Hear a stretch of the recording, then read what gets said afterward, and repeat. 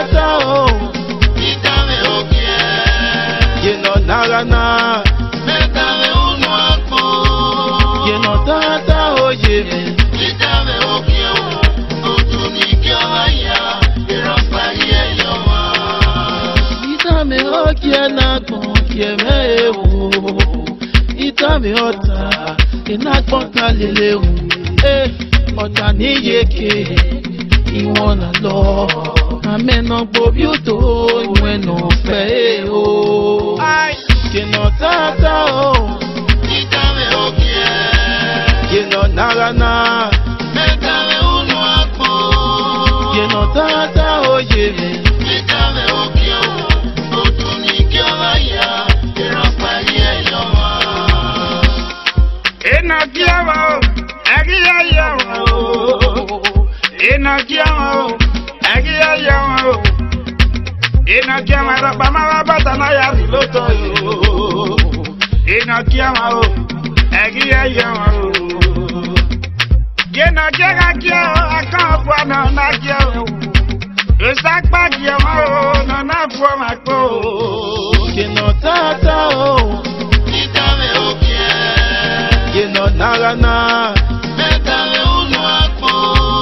Yeno tata o yeme. Itame okie o. Otuni kiawaya. Irapanye yoma. Papa Nania, Mama Pano, you can now come.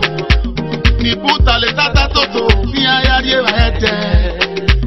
When no kioma, where up Palia yoma, where up Palia yoma, where up Palia yoma. Amana wu, mamia, yemota bao. Ama wi meme no you. Emi na ya paloro, mamia okyo usene, Yeno tata o. Itame okie. Yeno narana. Metame uno akpo. Yeno tata o yeme. Itame okie o. Otuni kiawaya. Irapanye yoma. Wayage no swa ko fwaje. Ako fwaje ona tie. Naide telelu nuena moko. Enoki o ropa yo. Oga kie kwe. Beno mi okusomu. Yaga kie kwe. Beno mi kwewe mo. Enoki o ya ropa yo. Naide telelu no swo kileta. Yeno tata o. Itame okie. Yeno narana. Metame uno akpo. Yeno tata o yeme. Itame okie o. Otuni kiawaya. Irapanye yoma.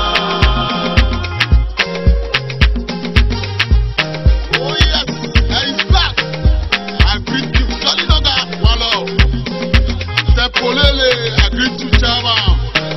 Big power, actually for you.